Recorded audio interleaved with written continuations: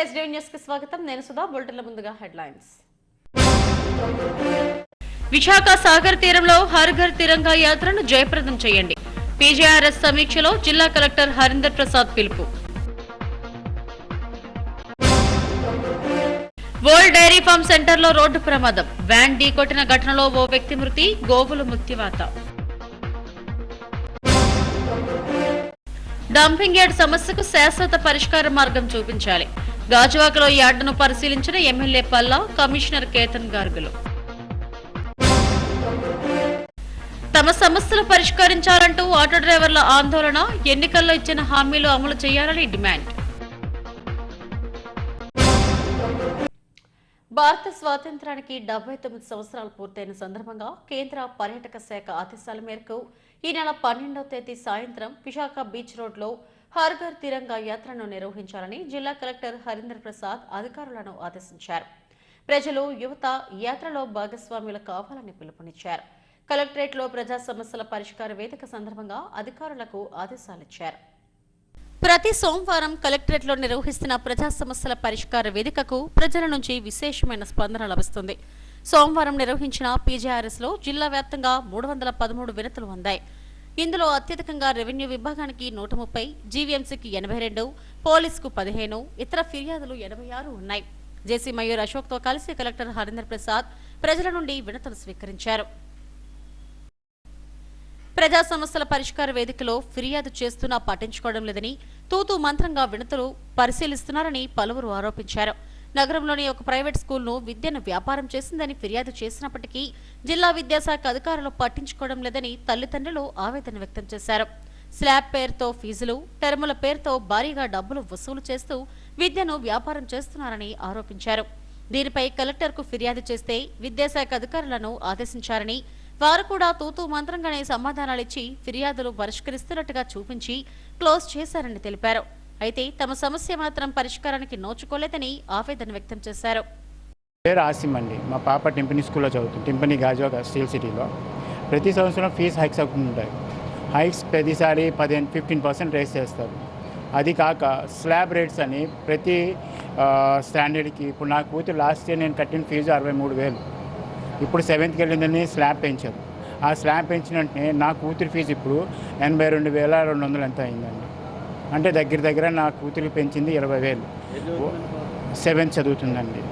7th చదువుతుంది. సరే, అది అని మేము అది ఎందుకు పెంచారు స్లాబ్ అంటే, అది ప్రతిసారి స్లాబ్ పెంచారు అంటే ఆ స్లాబ్ ఆ 3 yearsకి అప్లికేబుల్ అవ్వాలి. కాదు, నెక్స్ట్ ఇయర్ మళ్ళీ ఒక 15% పెరుగుతుంది. అలాగా నేను లెక్కేసుకుంటే నా కూతురు 10th వెళ్ళేటప్పటికి దగ్గర 1,15,000 నేను ఫీజు కట్టాలి. ఆ స్లాబ్ అదే స్లాబ్ మళ్ళీ ఎక్స్ట్రా అయితే ఇంకో 10,000 ఎక్స్ట్రా వేసుకోండి. ప్రతి సంవత్సరం 10,000 పెరుగుతుంది నాది. అది కాక ఇంకో 10,000 అంటే 25,000 నేను కట్టాను ఎక్స్ట్రా. ఇది అడిగి నేను అర్జీ దగ్గర 4 సార్లు వచ్చాము. నేను ఇంకా పేరెంట్స్ ఉన్నారు, అందరూ ఆఫీసెస్ మానేసుకొని రాలేరు. కలెక్టర్ గారు మన ఎడ్యుకేషన్ ఆఫీసర్కి ఇచ్చారు, ఆయన చూస్తా అన్నారు. కానీ దీంతో ఇది 4సారి ఇవ్వడం. ఒకసారి ఎంఈఓ గారు వచ్చారు, ఆయన రిపోర్ట్ ఇచ్చారు. ఆ రిపోర్ట్ ఏం ఇచ్చారో తెలియదు. చూడండి సార్, ఇది లాస్ట్ మంత్ ఏదైనా ఒక కంప్లైంట్ ఇచ్చామండి. రిపోర్ట్ ఇచ్చారు, ఆ రిపోర్ట్ ఏం ఇచ్చారో తెలియదు. చూడండి సార్, ఇది లాస్ట్ మంత్ ఏదైనా ఒక కంప్లైంట్ ఇచ్చామండి. అర్జీ ఇచ్చాం. స్కూల్లో పేరెంట్స్ అందరి తరపున అర్జీ ఇచ్చాం. నన్ను పిలిచి లాస్ట్ టైం మీరు పెట్టిన కంప్లైంట్కి ఎటువంటి రిపోర్ట్ ఇచ్చామో చూడు బాబు అని చెప్పి మాకు ఎంఈఓ శ్రీనివాస్ గారు రిపోర్ట్ చదివించారండి. చదివిన తర్వాత ఒక ఫోటో తీసుకున్నారు సార్. Complaint close. ఎటువంటి పరిష్కారం లేకుండా కంప్లైంట్ క్లోజ్ చేశారు. అది ఎంతవరకు న్యాయం సార్? అది మేము న్యాయం జరుగుతుంది. ఇక్కడికి వచ్చాం. నేను మార్చి నుంచి పోరాడుతున్నాను సార్. మార్చి నుంచి ఇప్పుడు 5 సార్లు కలెక్టర్ గారి దగ్గరికి వచ్చాం. మన కలెక్టర్ గారు ఏం చెప్పారు? గవర్నమెంట్ తరపు నుంచి ప్రైవేట్ స్కూల్కి ఎంత ఫీజులు ఉన్నాయో చూసుకొని దాని మించి ఏమైనా ఎక్స్ట్రా ఉంటే ఇమీడియట్గా నోటీసులు ఇవ్వండి అని చెప్పి మన జిల్లా కలెక్టర్ గారితో డైరెక్ట్ మీట్ అయ్యానండి. ఓకే సార్ అండి, బయట తీసుకొచ్చి నువ్వు అని అది వేసుకొని మొత్తం మీద పేపర్లు పంపించారండి. Direct complete close. ఎటువంటి మమ్మల్ని పేరెంట్స్ని ఎవరు పిలవలేదు, చేయలేదండి. ఏమనంటే 90% అందరూ ఫీజులు కట్టేశారు, మీరే కట్టలేదు. నిన్న కూడా పేరెంట్స్ మీటింగ్ అయినప్పుడు కూడా మీరు మీ క్లాస్ మొత్తం మీద మీ పాప ఒక్కరిదే ఫీజు కట్టలేదని అడుగుతున్నారండి. కానీ ఫీజు కట్టకుండా నేను 100 మందిని తీసుకొస్తానండి. ఫీజు కట్టారు అనుకోండి, మీ ఫీజు తగ్గించడానికి ఏముంది? నెక్స్ట్ సెకండ్ టర్మ్ ఫీజులు తగ్గించుకుంటారు కదా, కడితే కట్టిస్తారు అండి. మా డిమాండ్ ఏంటంటే ఫీజు ఎవ్రీ ఇయర్ ఫీజు 7% కంటే పెంచడానికి వీలు లేదు. ప్లస్ దీంట్లో స్లాబ్ అనేది లేదు. స్లాబ్ పెడితే ఇంక్రిమెంట్ లేదు. ఇంకా ఎవ్రీ 3 yearsకి ఒకసారి స్లాబ్ ఉందండి. ఈ స్లాబ్ ఇంక్రిమెంట్ కలిపి ఇది ఒక 15%, అది ఒక 20%, 35% అవుతుందండి. ఏ స్కూల్ ఫీజు అని 35% ఉంటుందండి. ఇది చదువు విద్య ఒక సేవ అనుకుంటున్నారా, లేకపోతే ఒక వ్యాపారంగా చేస్తున్నారా? ఇంత వాళ్ళు ఒకటేనండి. వందన మేడం గారు టెంపరీ డైరెక్టర్ అంటండి. మాది ఏ విధంగా మాట్లాడదు తెలుసండి. మీరు ఏం చేసుకుంటారో చేసుకోండి. ఎంపీ గారికి మీరు చెప్తారా, నీ భర్త గారికి నేను ఫోన్ చేస్తాను. కలెక్టర్ గారికి చెప్తారా, కలెక్టర్ గారికి నేను ఫోన్ చేస్తాను. పల్లా శ్రీని గారికి ఫోన్ చేస్తారా, పల్లా శ్రీని గారికి చెప్తాను. పల్లా శ్రీని గారికి ఇదే కంప్లైంట్ ఇస్తే డిఓ గారు మీరు ఇది మనం ఏం చేయలేం కదండి అంటే మేము అంత తెరువులు అండి వాళ్ళు చెప్పింది మేము వింటే డిఓ గారు ఇక మనం ఏం చేయలేం కదండి అర్థం ఏంటండి. ముందే చెప్పేస్తున్నారు మనం ఏం చేయలేము. నేను చెప్పాను సార్, ఇది 300 మంది పిల్లల భవిష్యత్తు అండి మీ చేతుల్లో ఉంది. ఒక నార్మల్ ఫ్యామిలీ నుంచి వచ్చిన నాకే ఎంత నాలెడ్జ్ ఉంది. ఒక డిఓ కలిసాను, స్టేట్ లెవెల్ చైర్మన్, దీనికి ఎడ్యుకేషన్ చైర్మన్ ఉంటారు. అతను మీరు కాంటాక్ట్ అయ్యి దీని మీద యాక్షన్ తీసుకుని మీరు చెప్పొచ్చు కదండి. చెప్పలేదండి. అతను వాళ్ళకి సపోర్ట్ చేసి, వీళ్ళు డియూ టీం కూడా వాళ్ళకి సపోర్ట్ చేసి, డియూ గారు సార్ ఒక్కసారి మీరు ఒక్కసారి కొంచెం దయ తెలిసింది సార్, పిల్లలందరూ అలా ఉండిపోయాం సార్, గత 4 నెలలు బట్టి తిరుగుతున్నామని చెప్పి రిక్వెస్ట్ మీద అది కూడా అడుగుతున్నాం. మీ ఒక్క స్కూల్ కోసం తిరగవలసిన అవసరం మాకు లేదు కదండి. మాకు 80 300 400 స్కూళ్ళు ఉన్నాయి. అందరూ స్కూల్ దగ్గరికి వెళ్తామా, మా టీవీని పంపిస్తాంలేండి అన్నట్టు మాట్లాడుతున్నారు. న్యాయం జరుగుతుందండి. నేను ఈ రోజు కాకపోయినా నెక్స్ట్ ఇయర్కి నా పిల్లలు మార్చేసుకుంటాను. కానీ విద్య అనేది వ్యాపారం అవ్వకూడదండి. వ్యాపారం అవ్వకూడదు. చిన్నపిల్లలు కూడా, ప్రతి పేదవాడు కూడా పిల్లలకు మంచి భవిష్యత్తు ఇవ్వాలని ఆశపడతాడు. అక్కడ భవిష్యత్తు ఇవ్వడానికి కాదండి, వాళ్ళు ఏంటంటే బ్రాండ్ చూపించుకొని డబ్బులు వసూలు చేస్తున్నారండి. అనంతరం కలెక్టర్ అధికారులతో సమావేశం నిర్వహించారు.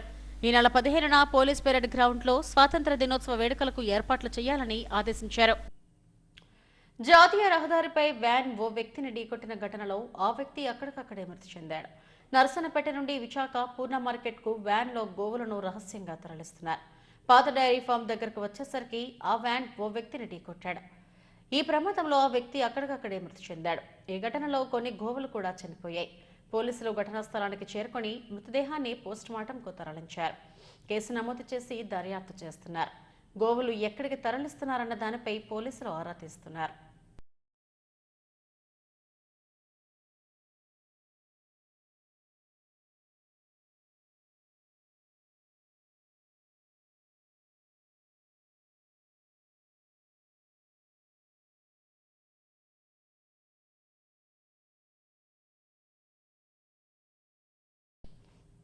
గాజువాక్లో డంపింగ్ యార్డ్ సమస్య స్థానికులకు తలనొప్పిగా మారింది. ఓపెన్ డంపింగ్ చేయడంతో దుర్గంధం భరించలేక స్థానికులు ఇబ్బందులు పడుతున్నారు. ఈ నేపథ్యంలో ఎమ్మెల్యే పల్లా శ్రీనివాసరావు ఆహ్వానం మేరకు జీవీఎంసీ కమిషనర్ కేతన్ గార్గ్ ఆ ప్రాంతంలో పర్యటించారు. జీవీఎంసీ పరిధి 71, 73, 75, 76 వార్డుల ప్రజలు ఎన్నో ఏళ్లుగా డంపింగ్ యార్డ్తో సమస్యలు ఎదుర్కొంటున్నారు. తీవ్ర దుర్గంధంతో అనారోగ్యం పాలవుతున్నారు. ఈ ప్రాంతంలో ఓపెన్ డంపింగ్ చేయడంతో పలు సమస్యలు ఎదురవుతున్నాయి. కాలుష్యం బారిన పడి రోగాల పాలవుతున్నారు.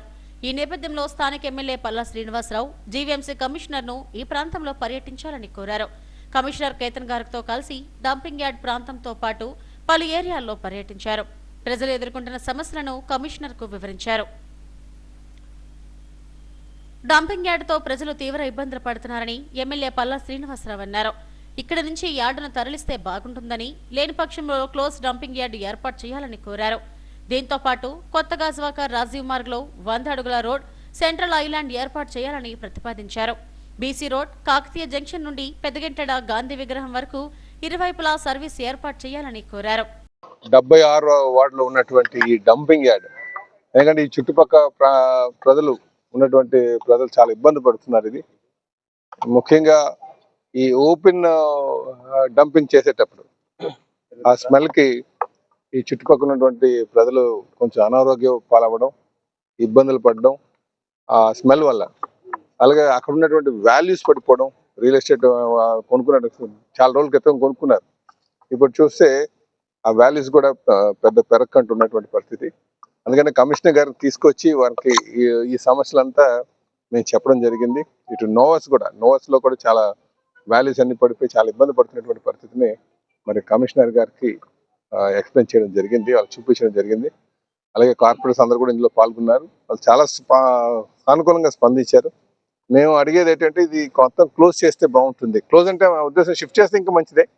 అలా కాకుండా మొత్తం క్లోజ్ షెడ్ వేస్తే ఈ స్మెల్ బయటకు రాకుండా ఉంటుందని చెప్పేసి చెప్పడం జరిగింది. వారు దానికి సానుకూలంగా స్పందించి ఇంజనీరింగ్ సెక్షన్ వాళ్ళని పిలిచి దానికి ఎస్టిమేషన్ రెడీ చేయమని చెప్పారు. కనుక త్వరలో దీనికి ఒక సొల్యూషన్ వస్తుందని ఒక నమ్మకం ఉందండి.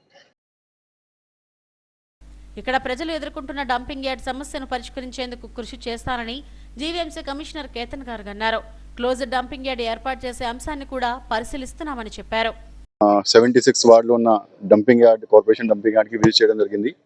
ఎమ్మెల్యే గారు ఆధ్వర్యంలో ఈ ప్రోగ్రామ్ ఏర్పాటు చేయడం జరిగింది. ఇక్కడ ఉన్న కార్పొరేటర్ కానీ, డిప్యూటీ మేయర్ కానీ, అదేవిధంగా మన ఆఫీసర్స్ కానీ అందరికీ కూడా ఇక్కడ వచ్చేసరికి ప్రజలకి చాలా రోజు నుంచి, అసలు చాలా ఏళ్ళ నుంచి ఇది సమస్య ఉంది. ఇక్కడ చుట్టుపక్కల ఉన్న కాలనీస్, నోవర్స్ లాగా అట్లాంటివి, అదేవిధంగా మొత్తం ఈ ఏరియాలో అరౌండ్ ఒక 5 to 10 స్క్వేర్ కిలోమీటర్ ఏరియాలో చాలా స్పెసిఫిక్గా వింటర్ సీజన్లో, అదేవిధంగా రెయినీ సీజన్లో గాలి వల్ల చాలా స్మెల్ వస్తుంది. Which is creating health hazard also. So ఇక్కడ వచ్చేసి రావడం, ఇక్కడ చెక్ చేయడం జరిగింది. ఇక్కడ గార్బేజ్ ట్రాన్స్ఫర్ స్టేషన్ ఏవైతే ఉందో అది ఇట్స్ నాట్ ప్రాపర్లీ ఫంక్షనల్. ఒక 30-40% వరకు మాత్రమే ఫంక్షనింగ్లో ఉంది. అదేవిధంగా ఏవైతే వేస్ట్ సెగ్రిగేషన్ ఉందో అది కూడా ప్రాసెస్ ప్రకారంగా జరగడం లేదు. అది కూడా నేను చూసాను. ఇంకా కొత్త మషీన్స్ ఏవైతే వచ్చిందో మనకి జీటీఎస్కి, అది కూడా ఓఎన్ఎంకి మొదలవ్వలేదు because of some supply issue from electricity. So అన్ని సమస్య విచారిస్తూ, ఇంకా మరీ ముఖ్యంగా ఎమ్మెల్యే గారు చెప్పినట్టు ఇక్కడ మనకి ఓపెన్ డంపింగ్ లాగా ఉంది కాబట్టి it is dump yard but with open dumping. దానికి కూడా స్పెసిఫిక్గా ఒకటి యాక్షన్ ప్లాన్ రెడీ చేయడం జరుగుతుంది. పర్యటనలో భాగంగా కార్పొరేటర్లు పలు అంశాలను కమిషనర్ దృష్టికి తీసుకెళ్లారు. ఆదర్శ గ్రౌండ్, వడ్లపూడి, సిద్ధార్థ నగర్లోని క్రీడా ప్రాంగణాలను అత్యున్నత ప్రమాణాలతో తీర్చిదిద్దాలని కోరారు. నియోజకవర్గంలోని సమస్యల పట్ల కమిషనర్ సానుకూలంగా స్పందించారని నేతలు తెలిపారు. ఈ కార్యక్రమంలో డిప్యూటీ మేయర్ దల్లి గోవిందరాజు, జడ్సీ శేషాద్రి, కార్పొరేటర్లు గంధం శ్రీను, బొండా జగన్, రౌతు శ్రీనివాస్, బిఎన్ పాత్రుడు తదితరులు పాల్గొన్నారు.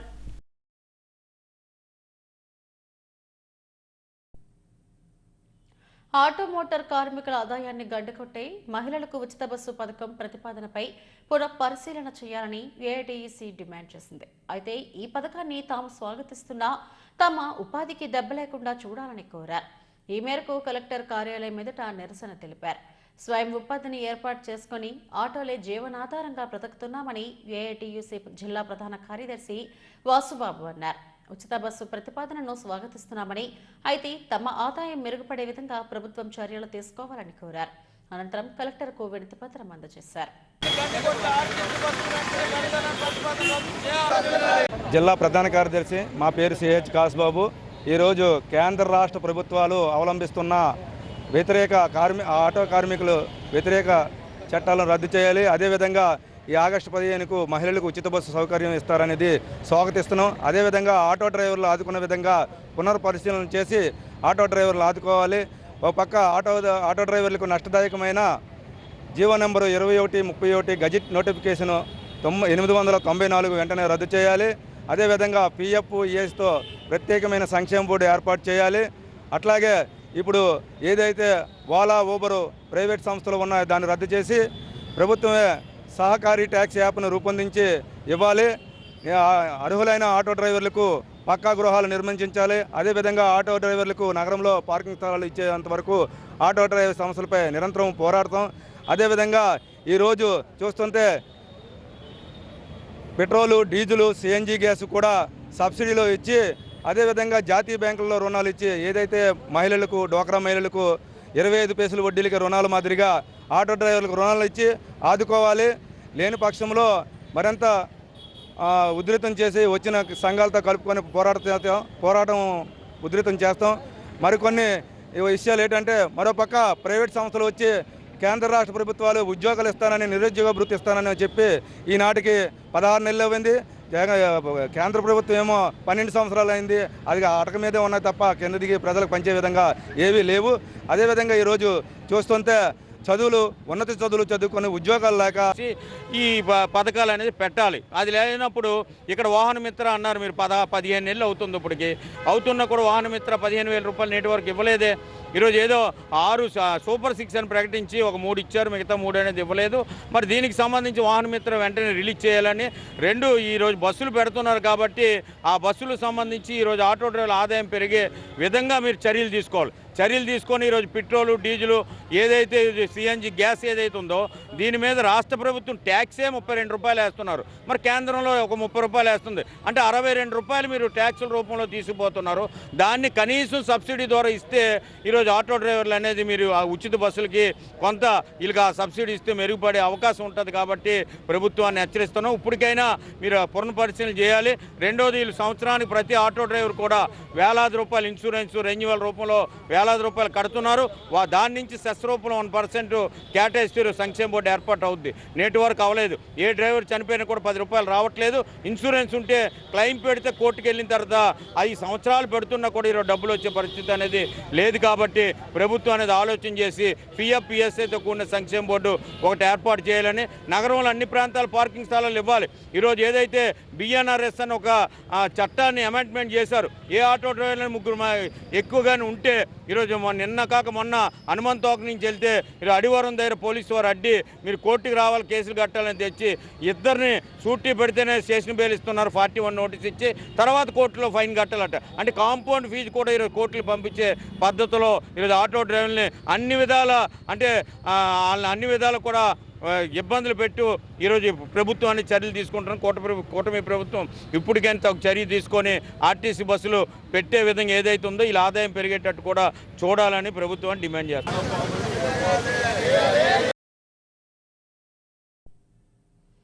మహిళలకు ఉచిత బస్సు పథకం ప్రకటించిన నేపథ్యంలో ఆటో కార్మికులకు ప్రత్యామ్నాయ ఉపాధి అవకాశాలు కల్పించాలని కోరుతూ సిఐటియు ఆధ్వర్యంలో విశాఖ ఆటో రిక్షా కార్మిక సంఘం నిరసన తెలిపింది.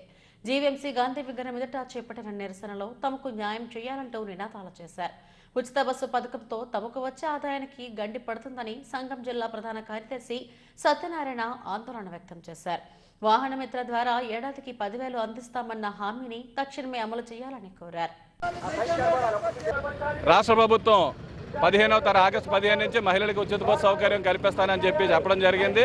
ఇది గత 2 నెలలు బట్టి చర్చ జరుగుతుంది. మహిళలకు ఉచిత బస్సు సౌకర్యం కల్పిస్తానని ఆ రోజే చంద్రబాబు నాయుడు గారు చెప్పారు. ఆటో కార్మికులకి మేము ఖచ్చితంగా ఏదో మేలు చేస్తాం, వాళ్ళకి నష్టం కలగకుండా కాపాడుతాం, మీ యూనియన్ లీడర్తో చర్చిస్తాం, మీ డ్రైవర్తో చర్చిస్తాం, మీకు ఏంటి ఇబ్బంది కలుగుతుందో ఆ ఇబ్బంది పూర్తి చేస్తామని చెప్పి చెప్పడం జరిగింది.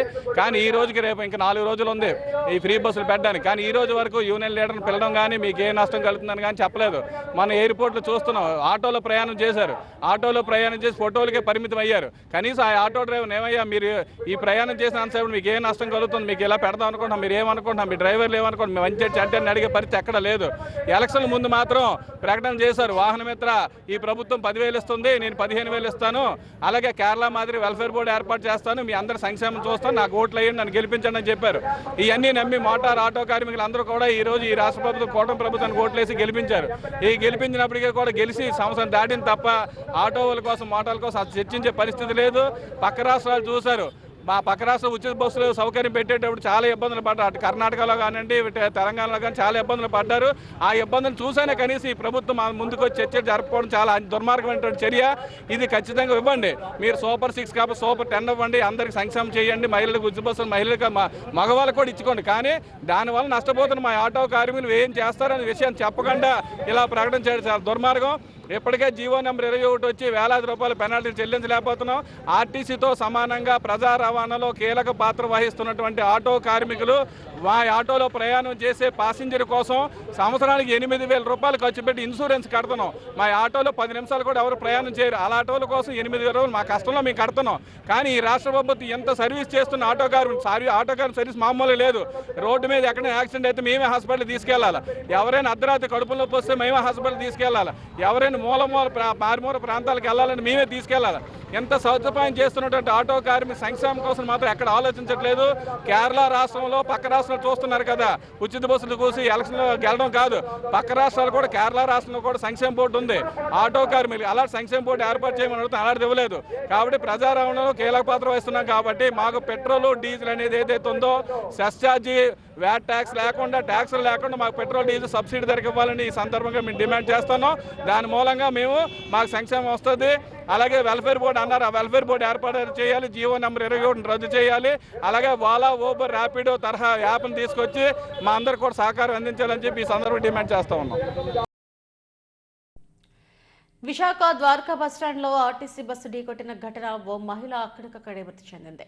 ఎస్కోట మండలం పోతనాపల్లికి చెందిన ముత్యాలమ్మ గాజువాక గోపాల్రెడ్డిపేటలో ఉన్న తన మనవడి అన్నప్రసాన కార్యక్రమానికి వచ్చింది. తిరిగి వెళ్తుండగా ద్వారకా బస్టాండ్లో శ్రీకాకుళం డిపోకు చెందిన ఆర్టీసీ బస్సు అదుపు తప్పి ఆమెను ఢీకొట్టింది. తీవ్ర గాయాలతో ముత్యాలమ్మ అక్కడికక్కడే చనిపోగా మరో ఇద్దరు గాయపడ్డారు. క్షతగాత్రులను ఆసుపత్రికి తరలించి చికిత్స అందిస్తున్నారు. బ్రేక్ ఫెయిల్ అయిందా లేక ఏదైనా ఇతర కారణాలు ఉన్నాయన్న దానిపై పోలీసులు విచారణ చేస్తున్నారని ఆర్టీసీ ఆర్ఎం అప్పలనాయుడు తెలిపారు.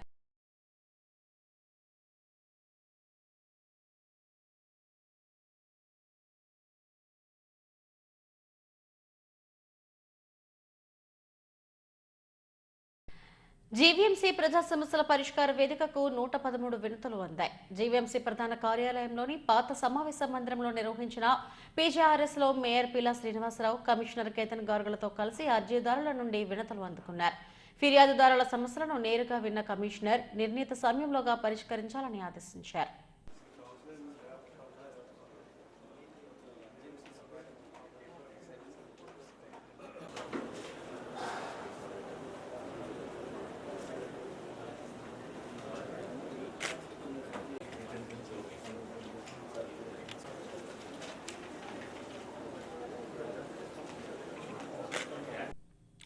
కేవలం దళితులకు మాత్రమే మత స్వాతంత్ర హక్కు రద్దు చేసినందుకు నిరసనగా దళితులు బ్లాక్ డే నిర్వహించారు. 1950లో అప్పటి రాష్ట్రపతి బాబు రాజేంద్ర ప్రసాద్ తన విశేష అధికారాలను ఉపయోగించి కులానికి మతానికి లింక్ పెట్టి మతం మారిన దళితులకు దళిత హోదా రద్దు చేశారు. అప్పటి నుండి బ్లాక్ డేను నిర్వహిస్తున్నారు.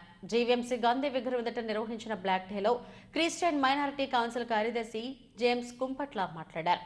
హిందూ మతం నుండి సిక్కు, బౌద్ధ, ఇతర మైనారిటీ మతాలకు మారిన దళితులకు 1956లో వెసులుబాటు కల్పించారన్నారు. క్రైస్తవ మతం మారిన దళితులకు మాత్రం మత వివక్ష కొనసాగుతుందని అన్నారు. దళిత క్రైస్తవులకు కూడా ఎస్సీ హోదా ఉండాలని డిమాండ్ చేశారు. ఈ కార్యక్రమంలో కౌన్సిల్ చైర్మన్ సుధాకర్, పలువురు పాస్టర్లు, క్రైస్తవ సంఘ నాయకులు పాల్గొన్నారు. అలాగే క్రిస్టియన్ మైనారిటీ కౌన్సిల్ చైర్మన్ గారు, సభ్యులందరూ మేము ఈ యొక్క 1950 ఆగస్టు 10 ప్రెసిడెన్షియల్ ఆర్డర్ కొరకు ఈరోజు నిరసన వ్యక్తం చేస్తున్నాం. ఈ ఆర్డర్ ఏం చేస్తుందంటే దళితులైన వారికి యేసు ప్రభు దేవుణ్ణి కొలిచే హక్కుని హరించివేస్తుంది. అంటే ఏ మతంకైనా స్వేచ్ఛగా చేరొచ్చు, కానీ యేసుక్రీస్తు మతంలో కానీ వస్తే వారికి ఉన్న రిజర్వేషన్ తీసేయమని ఈ యొక్క ఆర్డర్ తెలియజేస్తుంది. కనుక ఇది ప్రాథమిక హక్కులకు విరుద్ధం. ఇది ఓటు హక్కు, మత స్వేచ్ఛ రెండు ప్రాథమికమైనవే. ఓటు మనం ఎవరికైనా వేసుకుంటాం, తర్వాత ఇంకో సంవత్సరం ఇంకోళ్ళకి వేస్తాం. అలాగే మనం ఓటు వేసిన ప్రత్యర్థి వేరే పార్టీలు కూడా మారిపోతారు మనకు సంబంధం లేకుండా మన ఓటుతో. కానీ మతాన్ని, క్రీస్తుని అంగీకరించడానికి కానీ ఎవరైనా వ్యక్తి ప్రయత్నిస్తే వారికి హక్కులు హరించి వేస్తున్నారు. అది 1915 ఆర్డర్ అవ్వచ్చు, యాంటీ కన్వర్షన్ చట్టాలు అవ్వచ్చు, మరొక ఇతర చట్టాలు అవ్వచ్చు. ఇలాగ కేవలం మత రాజకీయాల ద్వారా కేవలం మైనార్టీ, క్రిస్టియన్ మైనార్టీ మతస్థుల మీద ఇటువంటి చట్టాలు తీసుకురావడం అన్యాయమని వాటిని ఖండిస్తూ శాంతియుతంగా ఈరోజు మేము నిరసన కార్యక్రమం చేయడం జరిగింది. మీడియా వారు సహకరించినందుకు, అలాగే క్రైస్తవ సమాజం ముందుకు సహకరించినందుకు అందరికీ ధన్యవాదాలు. అలాగే క్రిస్టియన్ మైనారిటీ కౌన్సిల్ మా విశాఖపట్నంలో ఉన్న క్రైస్తవ ఆస్తుల గురించి, వాటి గురించి, అలాగే బరియల్ గ్రౌండ్స్ గురించి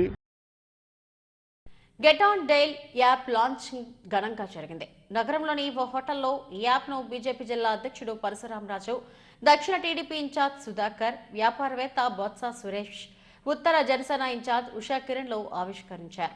అన్ని సర్వీసులను ఈ యాప్ ద్వారా అందించేందుకు నిర్వాహకులు ఏర్పాట్లు చేశారని నేతలు అన్నారు. Taxi, food delivery, doctor appointment, ఇలా అన్ని సర్వీసులను ఒకే యాప్ ద్వారా పొందేందుకు వీలుగా గెట్ ఆన్ డైల్ను అందుబాటులోకి తెచ్చారని చెప్పారు. ఈ కార్యక్రమంలో సీఈఓ షణ్ముఖ పవన్ కుమార్, ప్రశాంతి, కోమలి తదితరులు పాల్గొన్నారు.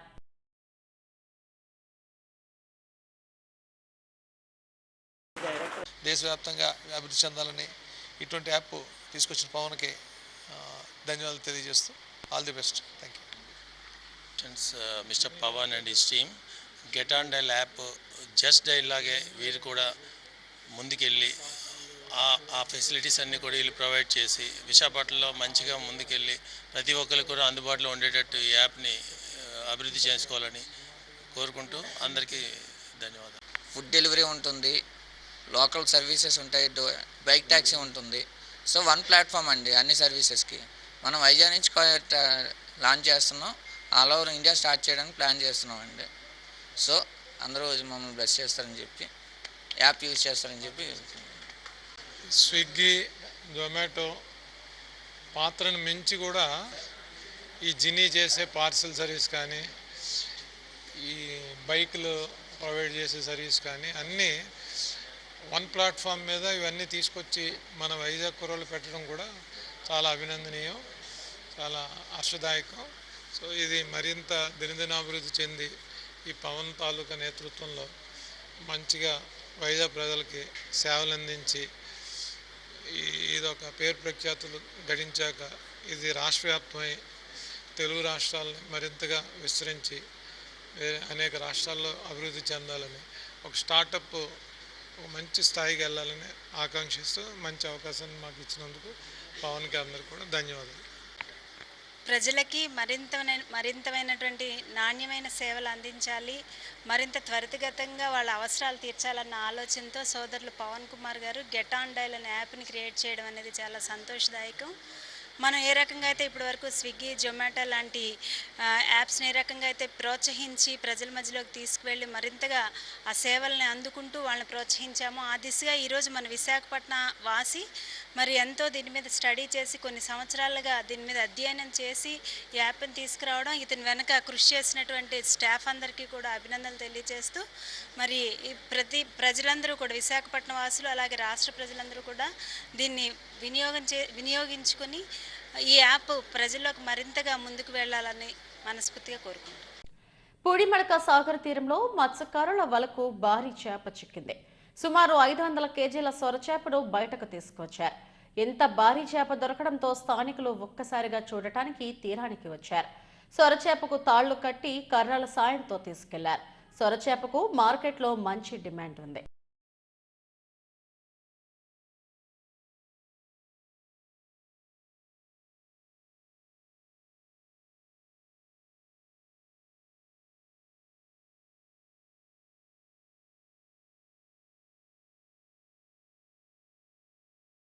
పెదగంటెడ పరిసర ప్రాంతాల ఆరాధ్య దేవత పెంటమాంబ అమ్మవారి ఉప ఆలయాలైన దుర్గమాంబ, శక్తిమాంబ ఇలా 6 ఆలయాలు జీర్ణోద్ధరణకు వచ్చాయి.